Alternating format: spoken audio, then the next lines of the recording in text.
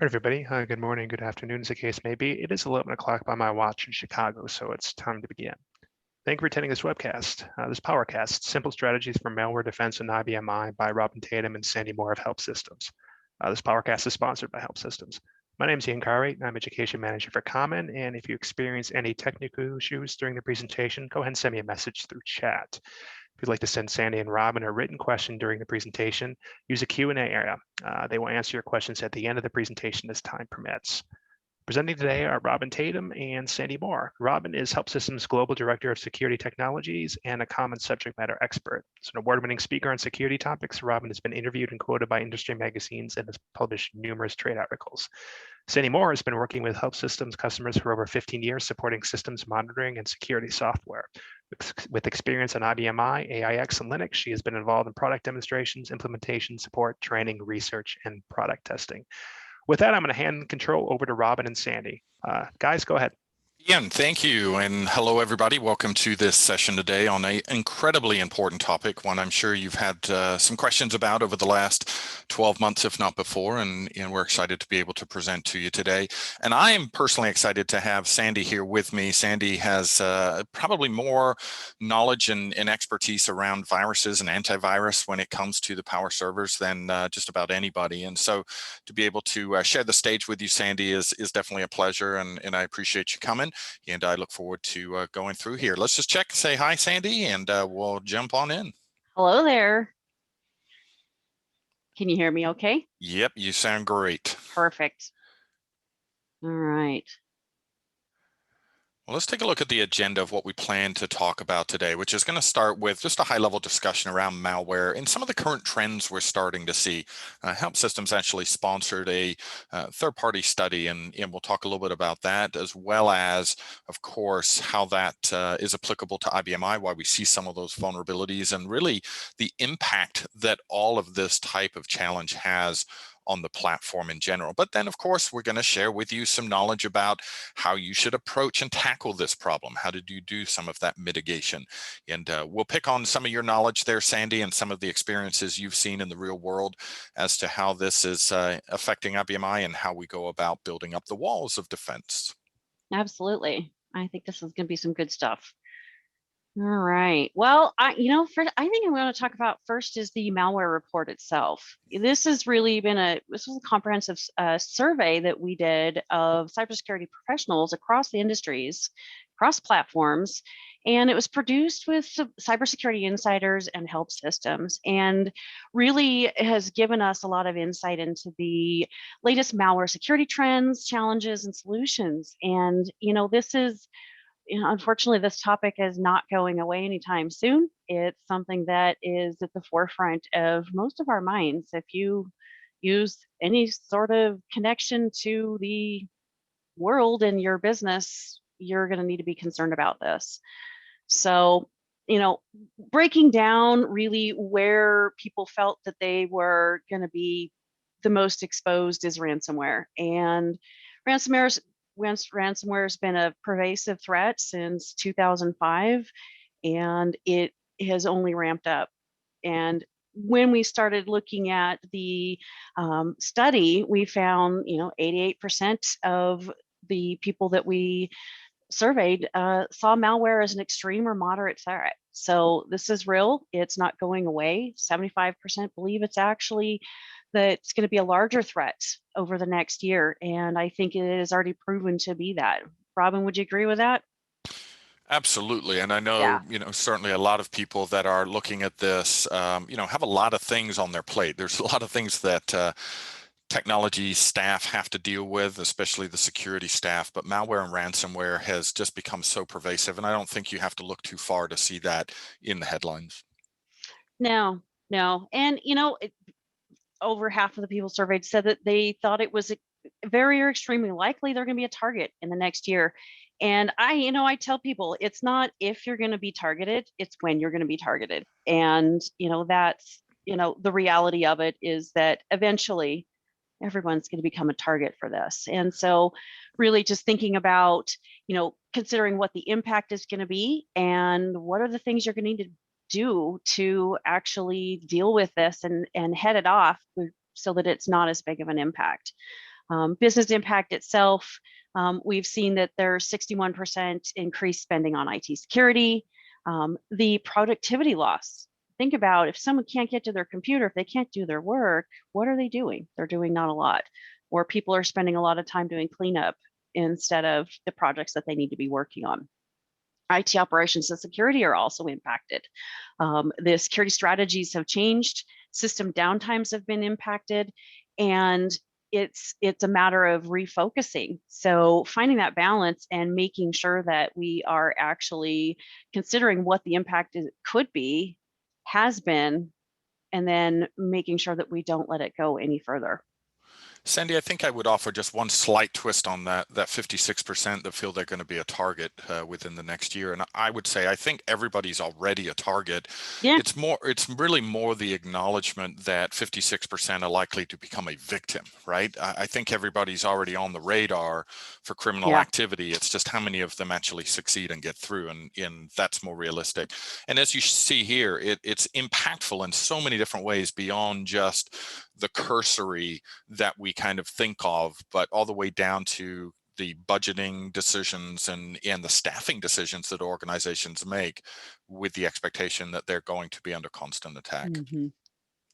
So talk a little bit about where the threats are initiated. Where do you see that? We see it coming from everywhere, and I think this is a generalized security story. So when we talk about threats in general, not even necessarily specifically to malware, it definitely has the option of coming from outside or from within the walls. And so if we think of the firewall as kind of the delimiter between those two worlds, from an outsider perspective, of course, we have good old criminal activity, somebody trying to make a quick buck off of another organization. We also have competitive, where there is some element of people trying to get, whether it's a customer list or business insight into that secret sauce that's making their competitor a competitor in the first place. And while political perhaps used to be something that we gloss over, we can't really avoid that nowadays. Over the last 5 years, there is just endless belief and stories about how political influence has been wielded, whether it's through social media or other avenues. So all of this is impactful, but really originates from outside of the four walls. When we get inside the four walls, and we're talking more employees, contractors, people like that, we have, of course, the accidental. I don't know how long total you've been in IT, Sandi, but if it's anything like me, I know I've pressed the enter key and wish my keyboard didn't work, right? And you just, oops, lesson learned. And hopefully it is a lesson learned, but those things happen. It's just a human error type factor.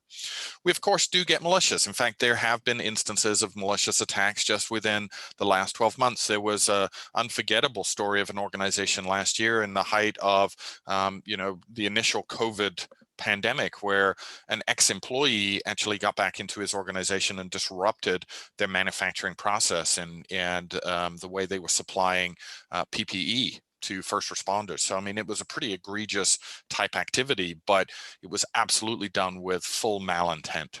And then the last one is negligent. That one's a little bit more gray. A lot of people go, what's negligent mean? It means that I have gone against the policy of the organization willingly and knowingly, but I didn't do it with any malicious intent. I, took a spreadsheet home because I'm a little behind on my work and I want to get it updated, and I know I'm going to be on vacation next week, right? So I've gone against the policy by taking that data out of the organization, but I did it with the good intent of getting some work done, and then I lose my laptop or somebody hacks my PC. And so it's no different from the fact that, I've disclosed that information. I just didn't do it with any personal financial gain in mind. Now, we start to transition into the work from home environment, something that this world and our organizations never anticipated, certainly not on the scale that we saw in a very short window of time. Now, don't get me wrong, Helpsystems, we have remote employees. In fact, I'm one of them. So are you, Sandi. So we're used to that type of concept, but what we weren't used to is the volume of those transactions, right? And so when we have work from home employees, we have to acknowledge that sometimes there's kind of a blending of lines between outsider and insider, not necessarily because of the role of the person, but sometimes based on perhaps the hardware they're using or the infrastructure that they're riding upon. So we have to be considerate that now that we are in probably a permanent hybrid mode for many of us. I know for Helpsystems, we're going to allow people to continue to work from home in some capacity if they so choose. We've seen a lot of gain in that regard, but we also have to be very smart and consider some of the downsides and put the right controls in place.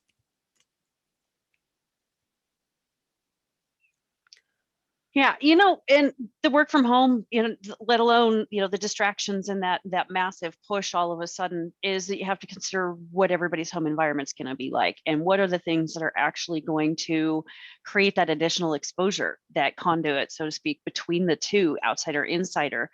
And, the laptops themselves, are they staying up to date? Are they company issued computers that the user is actually connecting with? And who uses those off hours? Everybody's kids were at home over the last year, maybe Yep. for, remote learning. And where is that distance learning happening? Is it on personal PCs, or is it on the company laptop?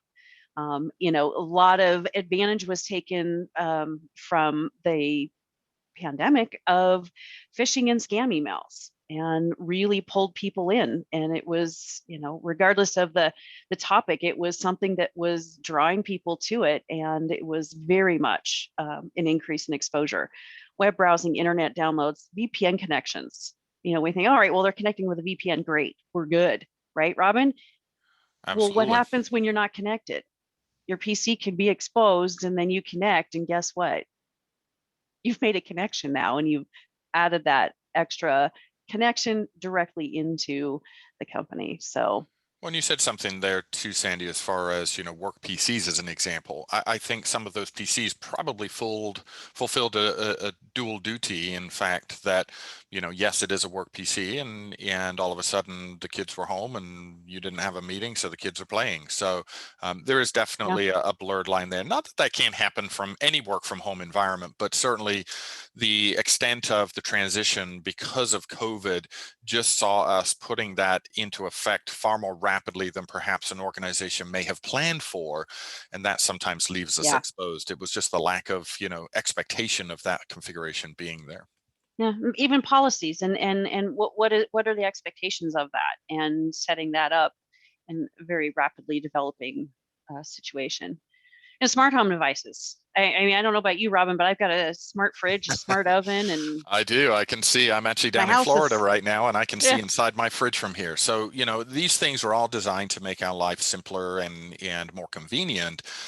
But there is a lot of discussion around those devices, that they do expose things. And I think people are cognizant of that, probably more from the government perspective. They have concerns that somebody's looking over their shoulder. But in reality, it's probably not the local government. It's probably somebody else trying to gain some type of advantage over you personally or professionally.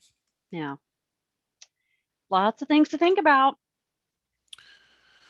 Well, one of my responsibilities here, as you know, Sandy, is to kind of analyze the data that comprises our Populous State of IBM Security study. I've put up here the 2021 version is available. You can grab that from helpsystems.com. But this is something we've actually been doing now, if you can believe this, Sandy, since about 2004. So we've got a lot of experience working with the configuration. Now, this is a little bit different from the malware study, which was kind of a survey approach, where this is actual data that is looking at the IBM configuration. So we've gone through and we analyze user profiles and system values and in other elements of configuration on IBM in publish, in essence, what we see as some of the good, the bad, and the ugly around this particular platform.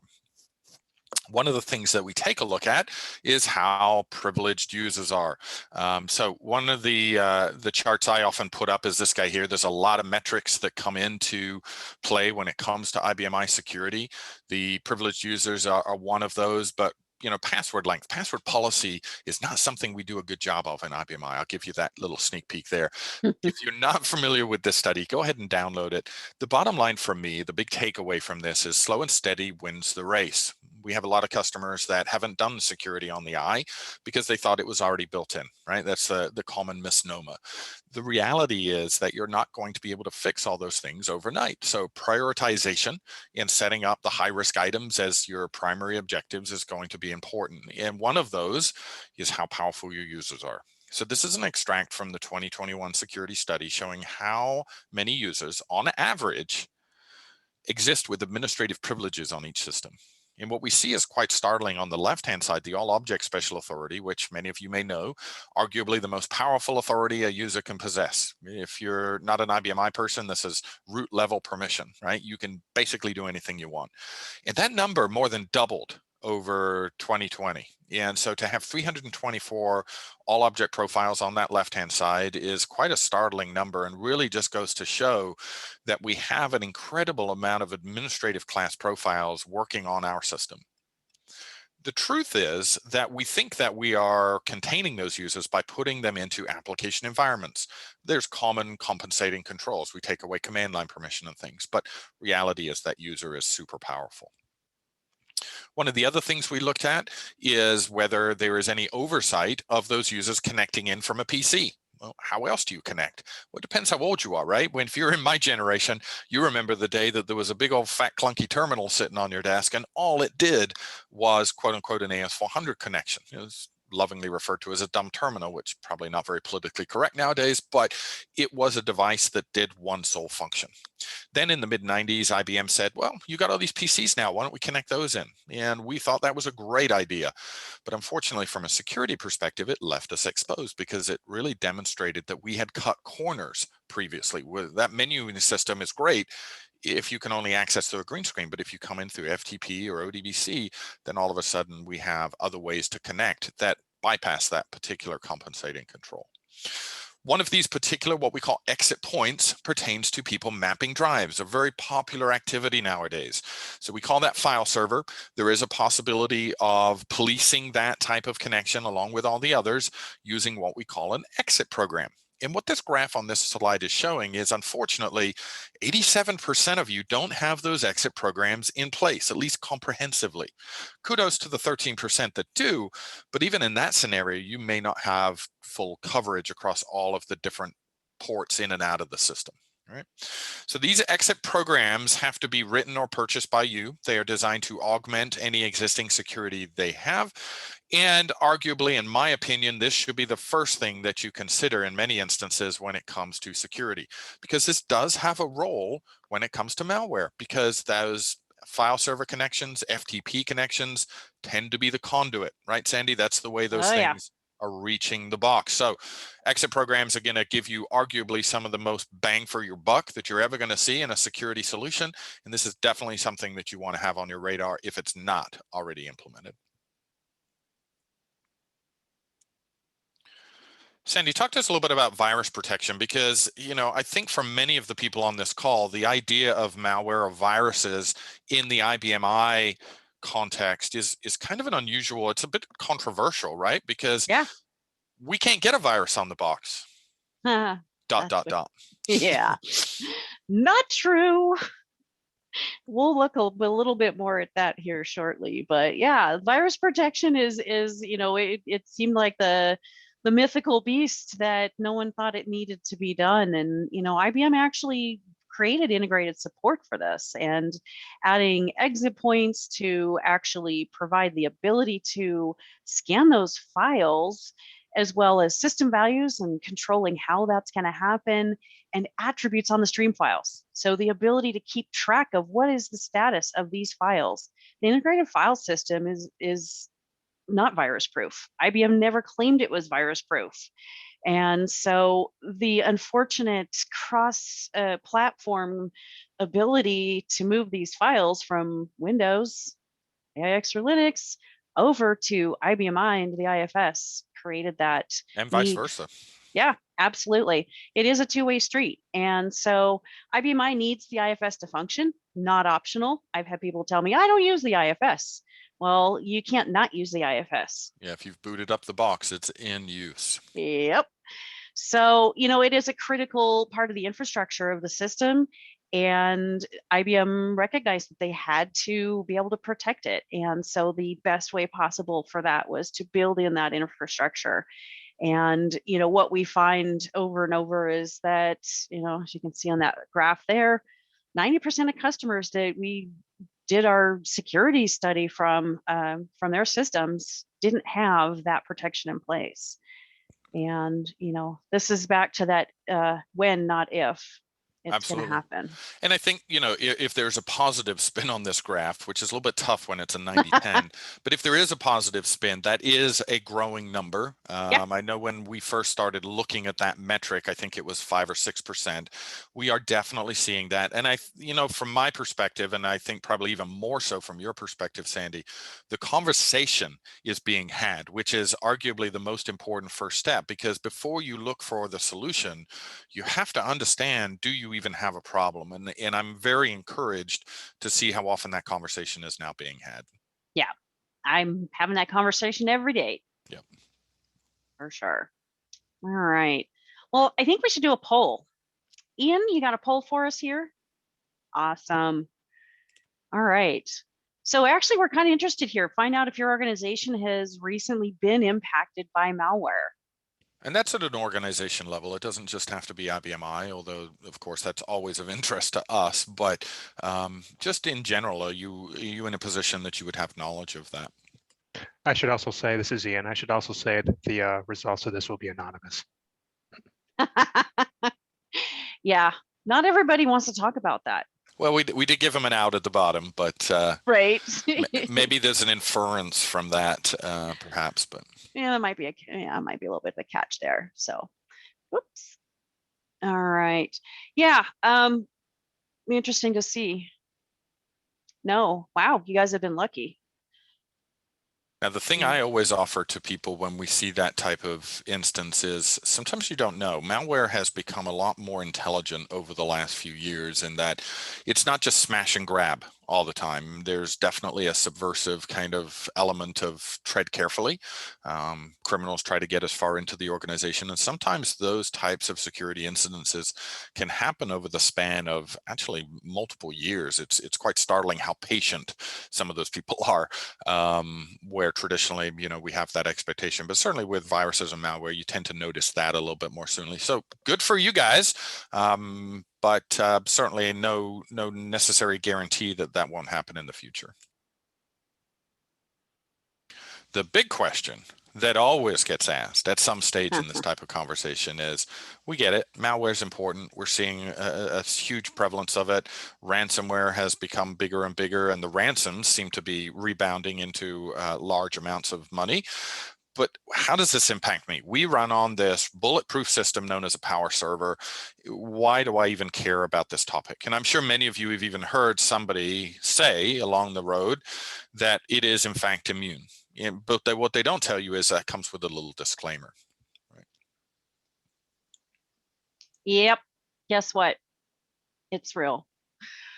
The system itself, the native side of the system is not necessarily going to be part of that. It can be impacted, but the attack itself into the IFS has been well documented. And I've worked with many customers over the years that have in fact had this happen. One of our most infamous attacks was with 500,000 files encrypted by ransomware, 248,000 copies of that ransomware on that customer system. But we see it in other places on the system as well. We've got QDLS has been impacted, QIBM. So vendor directories have been attacked, web servers.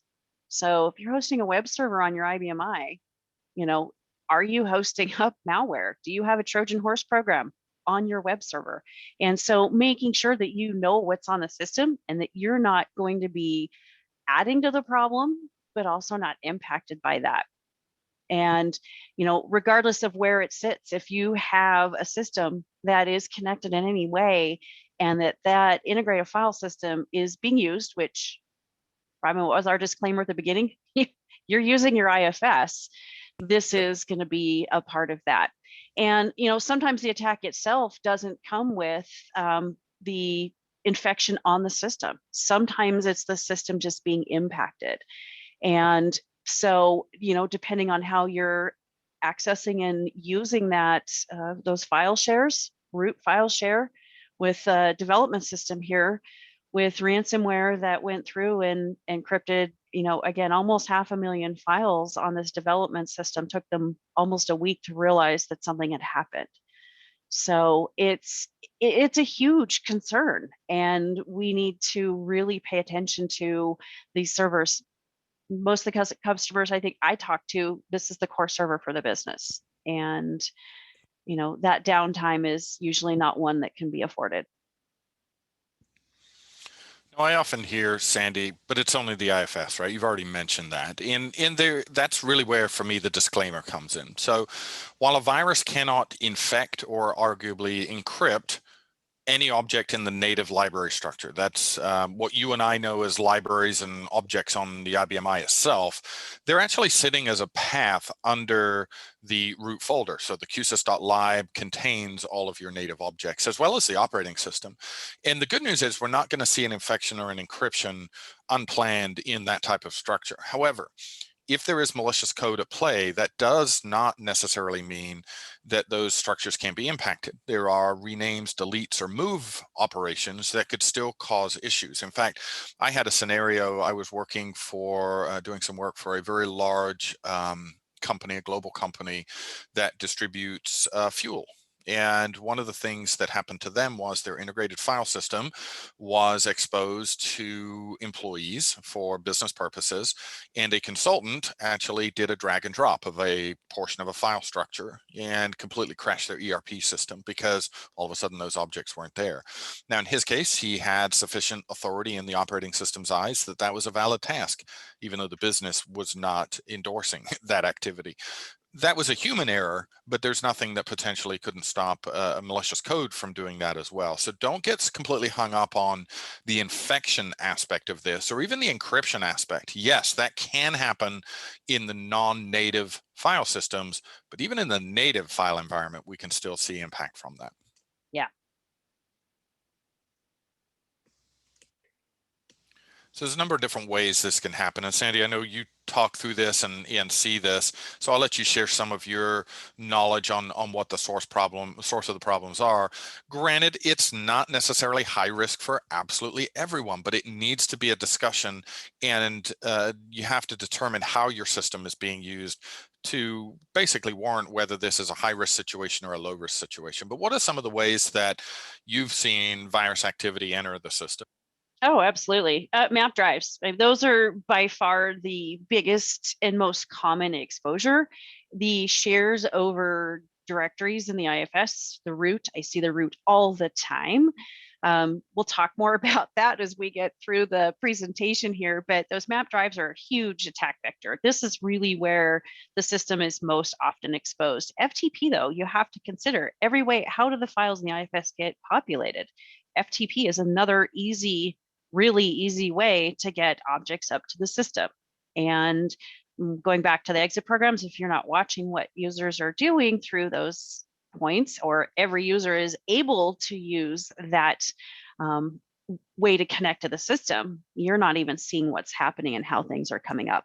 Absolutely. Image catalogs, backup tapes, high availability, all of these ways can promote that. And it's not something that's going to be avoided. As far as backups, image catalogs, we connect to the system, and everybody assumes that everybody else is doing their due diligence and scanning, right? Yeah, and I always love the high availability aspect, because we look at that technology as kind of a saving grace, right? If there's a hardware failure on box A, we just roll swap and we keep on going, and we invest a lot of time, effort, and money in that type of technology. But what we forget is it's not very selective about what gets replicated. So whether it's a human error or malware type activity, you make a change to the IFS or to the system on A, and all of a sudden it's happening on B, even if that was an highly undesirable act. And so sometimes HA can propagate the problem instead of actually giving us a resolution. Yeah, for sure. All right. So, antivirus deployed elsewhere, there's always the layers, and viruses can still reach that power system server. Zero-day exploits, failed data updates or signature updates on other platforms, or deactivated block virus engines. Think about the old PC in the back of the shipping room or the mail room or on the warehouse floor that's never updated. It still connects to the system. And those are really where, you've got that vulnerability, those weak spots are going to be taken advantage of.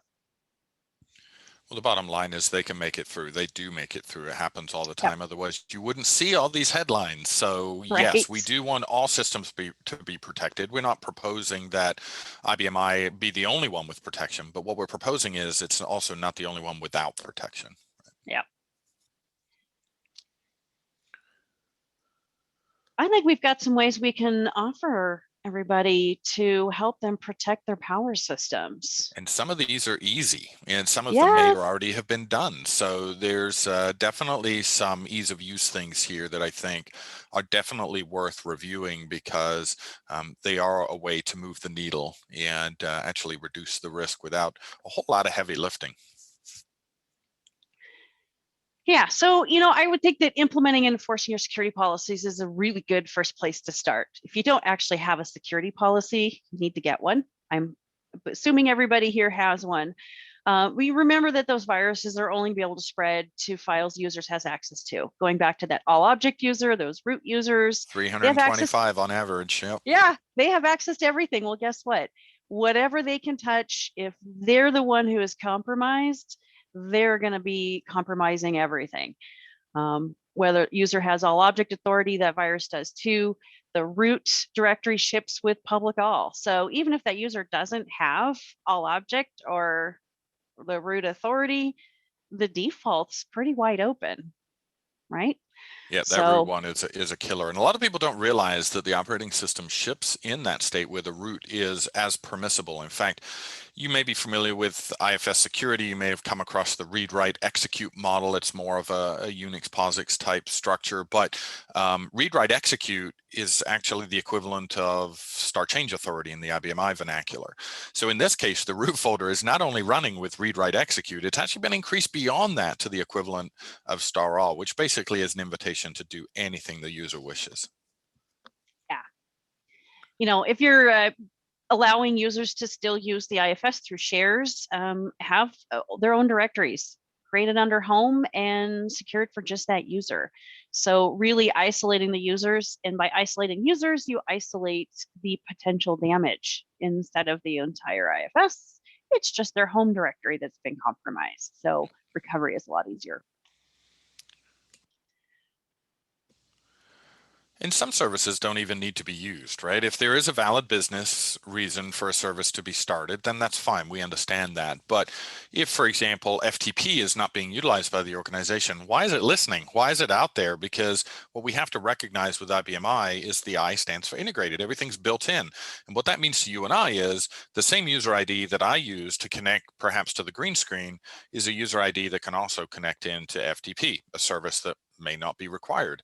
So if there is no valid business reason, don't start it up. Now, you don't have that luxury with all services. FTP, for an example, does allow you to do that. Some services don't, but you do have that option at your disposal in several instances, and you want to take advantage of that.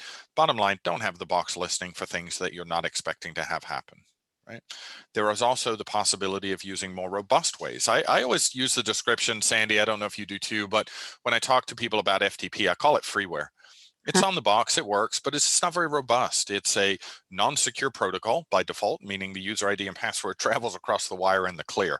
Not a good start when it comes to securing your system. So there are often kind of a better mousetrap options available to you in order to check the box for the function, but not do it through a weak type facility that was provided just in essence to give you that function on a basic level. Yeah. And a comment I often hear is people will tell me, well, I don't know who's using those services. Sure. Yep. That's probably one of the best reasons to shut it down, because you have no idea who's using it. Yep. You can see who maps a drive, for example, but you can't see who uses FTP. And that's really where those exit programs come in again, something where we saw that there is still 80+% of you that are not running those type of functions, 70 to 80%. So it's definitely something that you want to consider as a way to first of all, get visibility to those services and then be able to police them. The beauty of an exit program in this context is that the operating system will invoke it at the appropriate time, and it will allow the exit program to indicate, in essence, a pass-fail for that user. So when a connection comes in, for example, Sandy makes an FTP connection to the box and says, I want to download that payroll master file, even though she may have all object and the operating system thinks that's perfectly okay, the exit program can say, Sandy's not part of the HR department. There is no business reason for Sandy to be grabbing that file, and it gets first right of refusal. So really great capabilities in those exit programs, starting with logging the access and then even transitioning over to policing those users as well. Yeah, well, and even the failed accesses. And I know, Robin, you've saw some pretty significant activity around that. And sometimes it's not who connects, it's who's trying to connect, or those failed connections that can be just as alarming. Yeah, absolutely. Had a customer doing a proof of concept last year on some exit programs that we have. And it actually revealed to them when they ran the first activity report that their system was being attacked by an outside entity. They had a misconfiguration in one of their perimeter firewalls, and somebody had gotten through and was now hitting their IBMI with FTP, using profiles like root and admin and administra, which are not typical IBMI profiles. And we obviously brought that to their attention.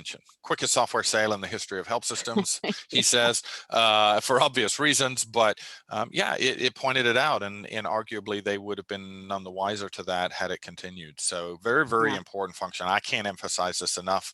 And if you don't have exit programs, or if you're not familiar with the technology and don't know if you have exit programs, that's something to research, and we'd be happy to help. For sure. Sharing's a problem too. And, you know, one of the key strategies here is to avoid sharing too much. And these shares should be created sparingly. We don't want to share the root.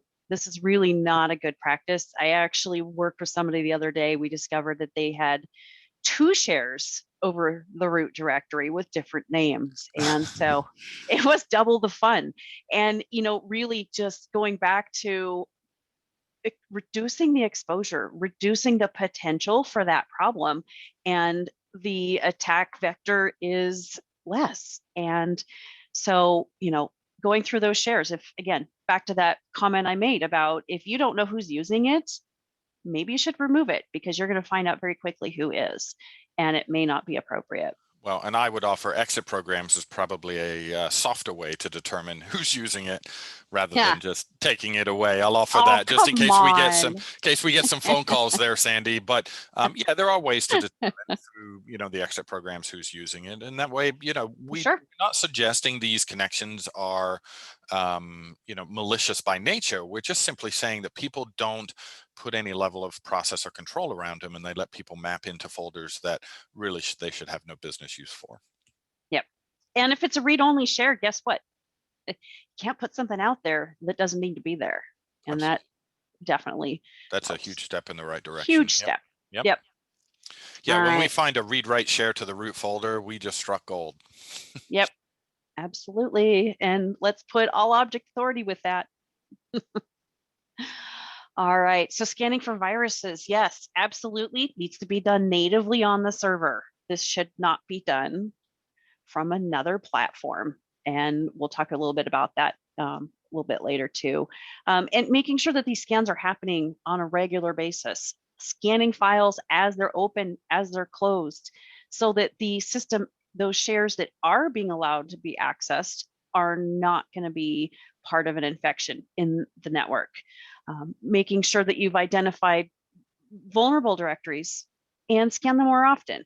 So if you know that this is a read-write share, you know that this is used by 10, 100 users, whatever it is, this needs to be focused on, and make sure that it is not going to be part of this equation.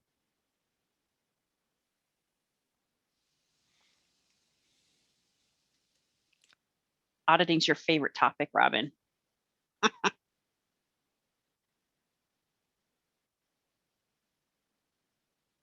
You still there, Robin? Yep, I'm here. Sorry. Okay.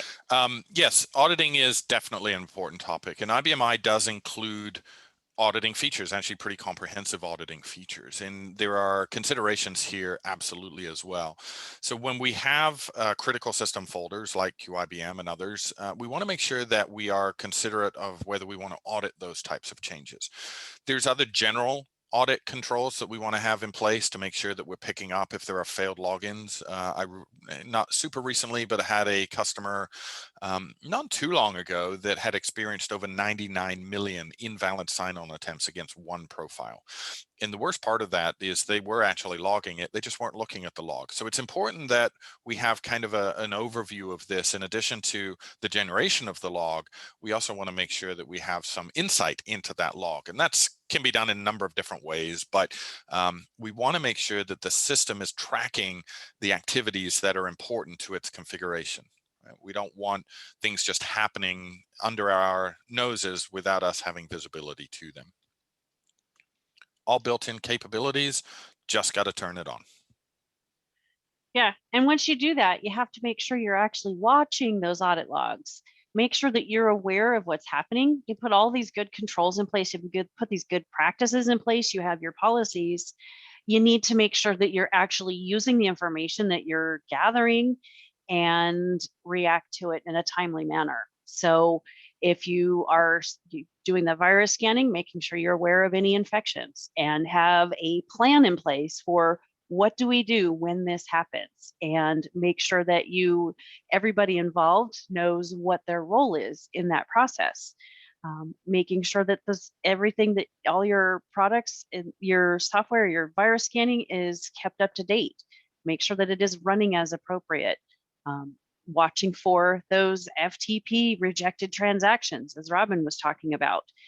If you know what's happening, you're going to be able to react to it sooner. You're going to be able to reduce the damage from anything that's happening. Same with those audit logs. Yep, So absolutely. That data is important. And it's probably worth mentioning, if you think to yourself, yes, we are indeed auditing.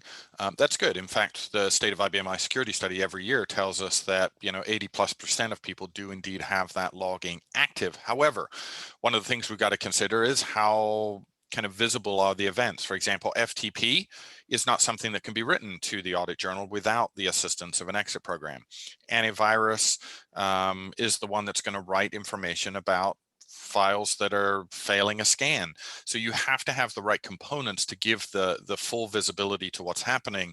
But at the end of the day, we often see that HA is configuring auditing for our customers, right? You install an HA product, it says, I need auditing turned on. And if it's not, it very nicely turns it on for you. However, it turns it on with a selfish view for HA. It doesn't give you any expectation of keeping that data around very long. It sometimes doesn't log important events like authority failures because they're not relevant to the HA context. So we want to make sure this is done right. And so there are rights and wrongs about setting all this up, but absolutely we can help you with that. If you have questions, that's a great conversation to have because it's so easy to resolve. Backups. I don't think we probably need to preach to this crowd too much about the importance of backups, but we want to put the emphasis on good backups. It is possible potentially to back up files that have issues. And so making sure that you're not scanning or not backing those up without scanning them first is definitely an important step. And it's the same thing again with the replication. You're bouncing that data from system A to system B. Don't you want to make sure it's clean as it travels? And that's where we want to consider the policy and the planning. I always tell people, we ask for a show of hands when we do face-to-face presentations about how many people have good DR plans and would they know what to do if there was a fire or a disk failure. And people, 9 times out of 10, they're going to put their hand up. Yes, we have a great plan and we test it and we know who does what. When you ask about ransomware or malware, that conversation is very different. Do you have a game plan on what happens if your IBMI is unreachable and the HA system is unreachable at the same time?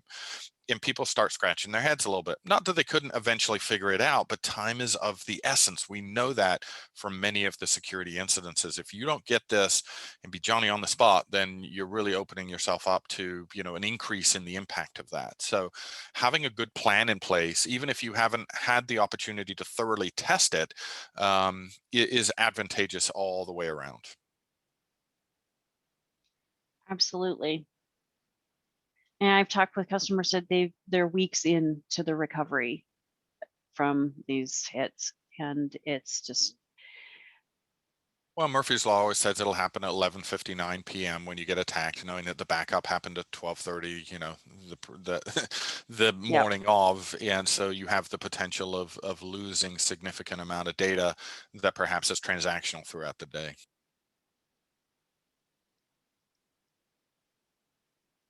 So layers of defense, right, Robin? It's all about layers. Layers are critically important and a concept that I think a lot of people need to grasp a hold of, because we still have a tendency to put all our eggs in one basket, and layers is the complete opposite of that.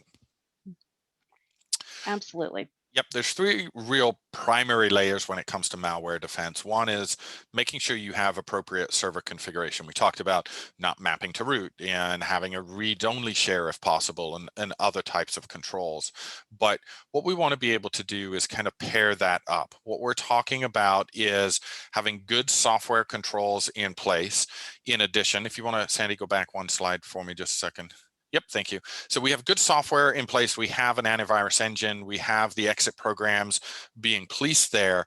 And some people will take that approach. They'll bring that to the table and they say, look, we've got these controls in place, but then they still share root, right? So there's still that element of the server configuration that absolutely should come into play. And where we have kind of taken a stance here is that we think it's a hybrid approach. It is absolutely imperative that you have good or best practices around the actual server's configuration. And there's documentation out there, and we can certainly give advice on what that server configuration should look like to give you the best opportunity to defend your system. But we also acknowledge that software has a role to play as well, for example, in that antivirus engine. So that hybrid approach is where we kind of layer the two sides together and get the best of both worlds. And you have to be careful. If someone tells you that you only need software to fix the problem and to make the system secure, that's doing a disservice. Yeah, it's not a full picture. Or only make those server configurations unless you unplug it from the network, which and then system's not real helpful. It's not enough. So Sandy, I know one of the layers is native virus protection, and we put the emphasis on native, right? Because there are unique capabilities, if you will, nuances around the power server and each of the operating systems that runs on it. That means that we can't just plug in a one-size-fits-all mechanism. And that's been known for a long time. IBM put that infrastructure in to IBMI at least, how long that been now? 15, 16 years ago? 18? Oh, time flies, right? So it's been a while that IBM acknowledged this and gives us that infrastructure, but having that virus protection is incredibly important. And we have to thank IBM for building that infrastructure, but in doing so, we also have to acknowledge that there is a piece of the puzzle missing, and it's an important piece. So what piece is that, Sandy, that we need to add into the mix here? Scan engine. Scan engine, the piece that's going to actually do the heavy lifting when it comes to ensuring that your file is protected. Now, the other piece here that we've got highlighted up at the top is the exit point manager component. That's another element of the Helpsystems security portfolio, and that allows us to monitor all of those PC connection methods, including FTP, and also including the file server, our old friend, the drive map. So being able to police those things, not only audit them, but also protect them, is a component within our portfolio that can just plug in and we can take that over. Let's talk a little bit more about those solutions individually for a second. So the exit point manager piece, right? So if you're not familiar with the term exit point and exit program, it basically breaks down to kind of like Velcro. You have a soft side and you have a prickly side, and when you put them together, they stick. An exit point is part of the operating system. It's a hook in the OS. It allows a programmer to write what in essence is a user-defined function. And the exit program is that function. So an exit program can do anything that the programmer desires, but there's two things we want the exit program to do in this context: audit the connection, police the connection. So what we've done is write a whole suite of those exit programs so you're not responsible for doing so. We give you a rules engine that allows you to set rules and set desired access to the people that should be able to connect through these channels, and then how they should connect through, and be able to reject those that shouldn't, right? So even though Sandy has all object, we've already said she shouldn't be FTPing that payroll file. We can in fact say Sandy can use FTP, but not that file, or we can simply say Sandy shouldn't be using FTP at all, but still you let the legitimate users in. Arguably the most important component in our portfolio, in one that we strongly encourage everybody to have some discussion around. Let's talk about the second piece then, Sandy, which is the PowerTech antivirus. I'll let you kind of mention this a little bit in what we do, in what happens with and without. Absolutely. So, we've talked a lot about how these servers become infected and impacted by that malware. And the problem is we get these servers that are happily hosting or impacted by these infections, and it disrupts business operations, and users connecting to the systems kick off this process over and over again. And so the idea is that we put that native scanning in place on those servers to stop that process, stop that cycle, and focus on the server itself, adding the layer where it needs to be, not relying on every other layer to do the job. So having that interface to be able to scan those files as users are opening them prevents the spread. From the users being able to update files with malware in it, prevents the system from now hosting that malware. Scanning natively and through those through a batch scheduled scan, making sure that all the other ways we talked about that files can be populated in the IFS, that it's not been added up to the system that way either.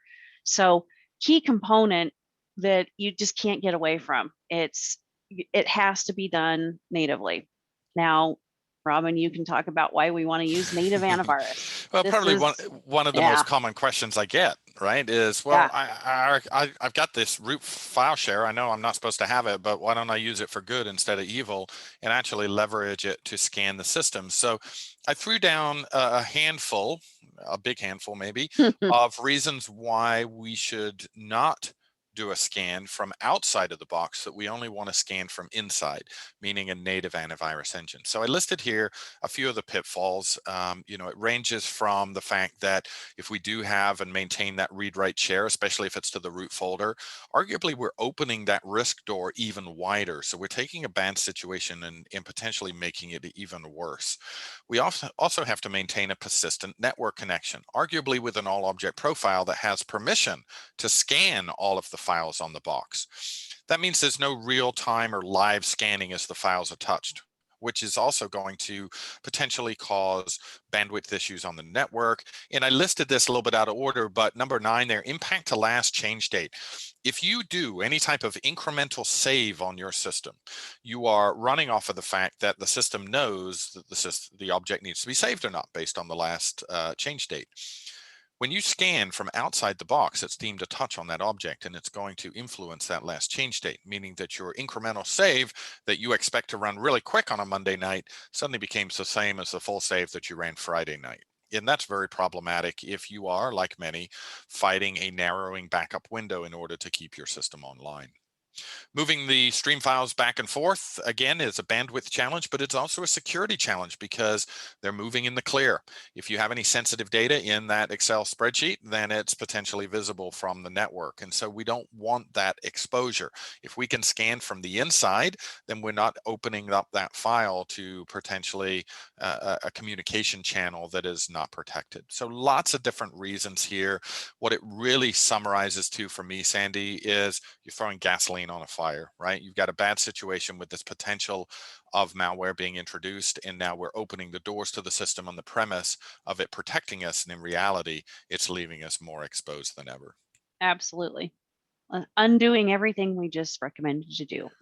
So what do we do about this? I mean, we've talked a little bit about the software. Let's talk about the configuration side of it for a second. And really what that comes down to for you guys is that in addition to the software solutions that comprise our portfolio, we also have a professional services team that can assist with any type of security work. In essence, it starts really up at the 1 o'clock position with assessing a system.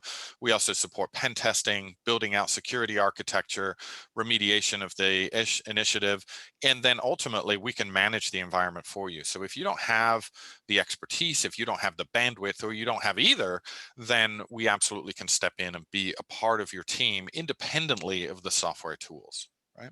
One of those that we focus on a little bit is the remediation aspect. That really comes oftentimes as a response to perhaps a vulnerability assessment, but it really means that we're in a position to help you implement security.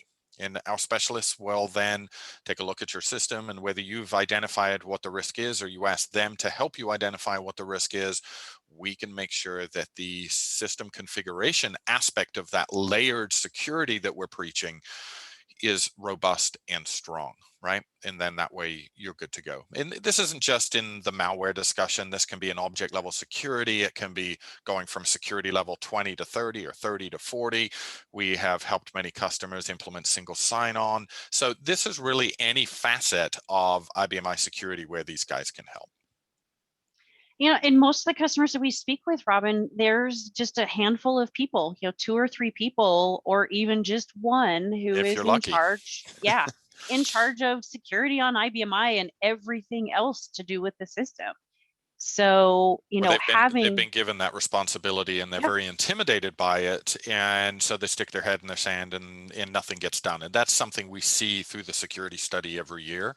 And this is just a great way of augmenting, your team with ours, and it can be done for any reason. And it's easy to budget, kind of fixed thing. Their statement of work's issued. So this is just a great option to assist you with any of your security initiatives, even if it's the how do I get started on this journey type conversation. Absolutely. All right, well, let's go ahead and I know we've had it open for questions, but if there are any questions, we can certainly handle those. I think we've got a couple minutes left here.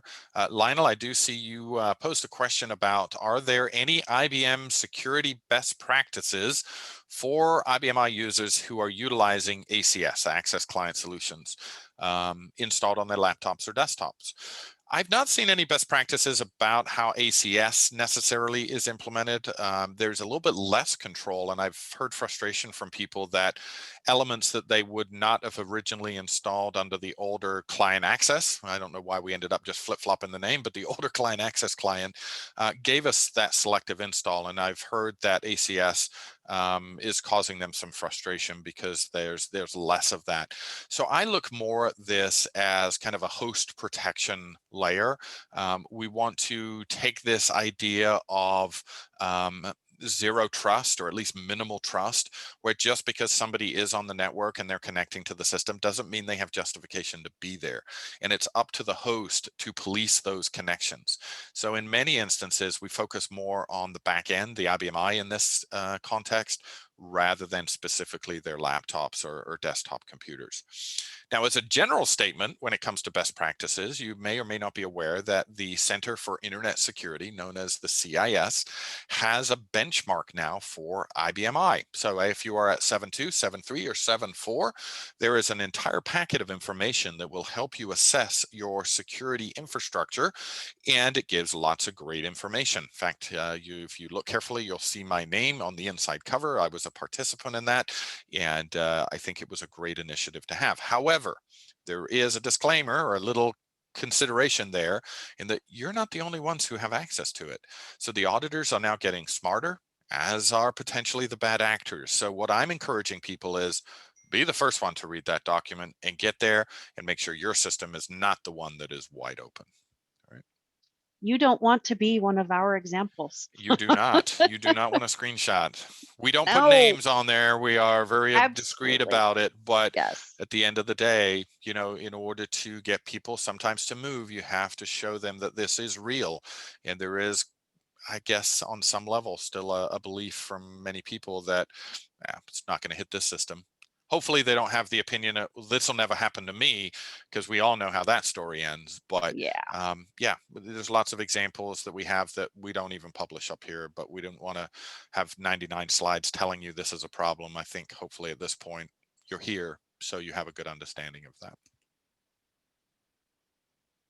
All right, anybody else have any questions? You can put them in through the chat feature or through the Q&A feature. We do have just about a minute. Yep. George just asked how he gets the document for the CIS. So you want to go out to cis.org, I believe is the website. You have to register. There's no charge for that. And then you have access to the benchmarks. So if you have any challenge with that, George, reach out to me. I do have a local copy, but we like people to go through the website so there is at least awareness of who is accessing that document, more from a, hey, yes, this has been beneficial and well received, and people are getting good use out of it. But if you have any problems, reach out. I'll be happy to help you. Okay, why don't we go ahead and end there? Sandy and Robin, thank you for a great presentation. Thank you for your time. Everybody in the audience, have a good day. There will be a replay of this webcast as well as a copy of the handout available, and I will send out a note to everybody once it is available on the Common Learning Management System. Sandy and Robin, thank you very much. Thank Ian, you. thank you. Everybody have a good day.